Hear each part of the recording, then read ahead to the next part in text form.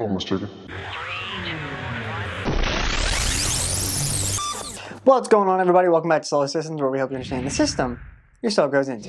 This is Moon Days with Michael. I'm your host of the World Channel, Michael, and I am cutting out the esoteric middleman and giving you the tools you need to connect yourself right to the source. Welcome back to the masterclass series known as the Orion Constellation, where we're talking about the Orion Constellation. We're almost done. We got this star, and then we have one other star, and then we're done. Saif Al Jabbar, or if you want to go by the scientific name or the categorization of it, it is Eta Orion. But with that being said, you guys know the drill. We're talking about the star's placement, its orb, its natures, its influences, its fortune, giving you the general understanding of what it means to have this placed inside of your charts. Without any further ado, the second to last star in the Orion constellation, Saif Al Jabbar. Let's start breaking this star down. So, this star can be found in around 2010 degrees of Gemini at this time, with an orb of 2. Its physical placement actually being the left thigh of the Orion constellation. This star has the nature of Mars, just like every other star in the Orion constellation, but it also has a very strong Jupiter influence. With that being said, its influences. Every star in the Orion constellation, in some way, shape, or form, has to do with war, aggression, hunting, some kind of mission. There's a purpose behind each star's placement and influence, and this star is the same. So with that being said, this star's influence actually revolves around its physical placement in the Orion constellation, as it being the left thigh. So, with all that being said, why is this star the left thigh, and what influences does it carry out in someone's chart?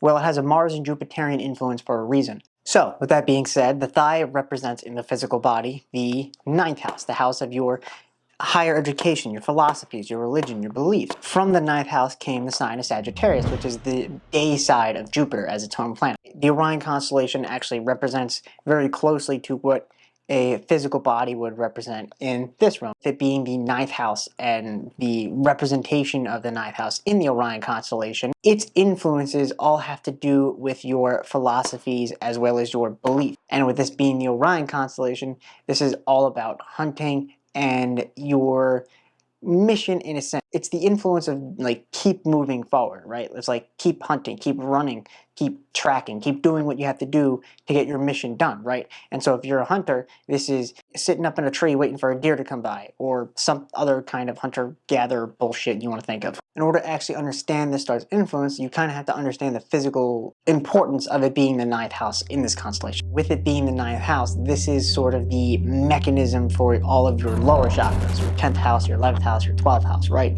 Your grounding, your status, your thoughts, right?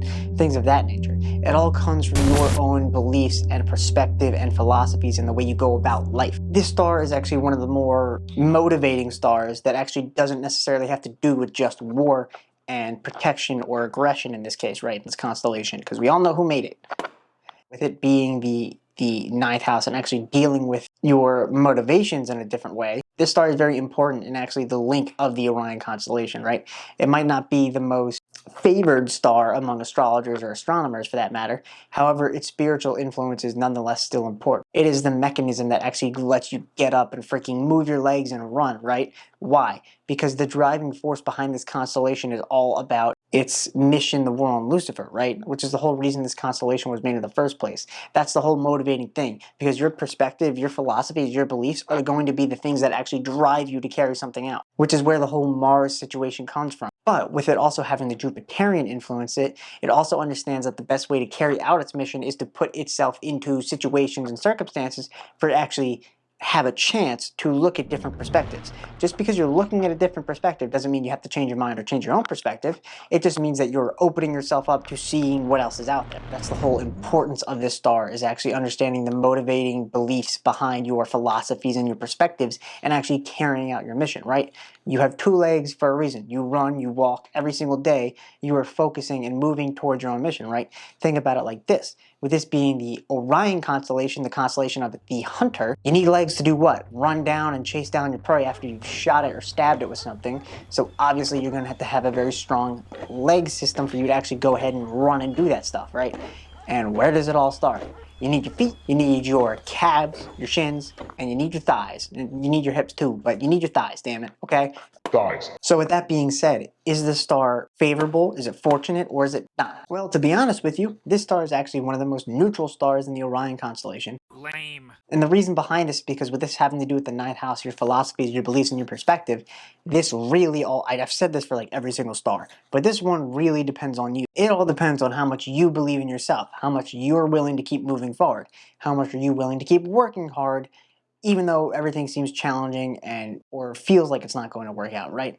This all has to do with your perspective and your beliefs and actually the mission that you're fighting for. Do you believe in it? Do you not believe in it? You are the driving factor for this fortune. So technically, does this star really have fortune? No, because you working for your mission, you working for your perspective, you working for your things you believe in is what actually is going to make you feel like you have fortune in the first place. Anyway, with that being said, recap. This star can be found at around 2010 degrees of Gemini with an orb of 2, has the nature of Mars and Jupiter, and its fortune doesn't really bring you any fortune. Kind of all depends on you, your beliefs, your motivations, and the perspectives and the mission you have for yourself to carry out. So, with that being said, we have one more star left inside of the Orion constellation. Right there. And then we'll be done with that.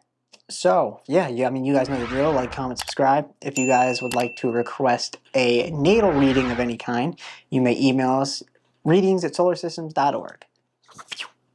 And of course, if you guys would like to stay updated on the daily transits that are going on in the solar system, you guys make sure to go ahead and follow our Instagram, BAM, Solar Systems for the daily alignments. Basically, a breaking down of every day's energy, every day on the daily. You're welcome.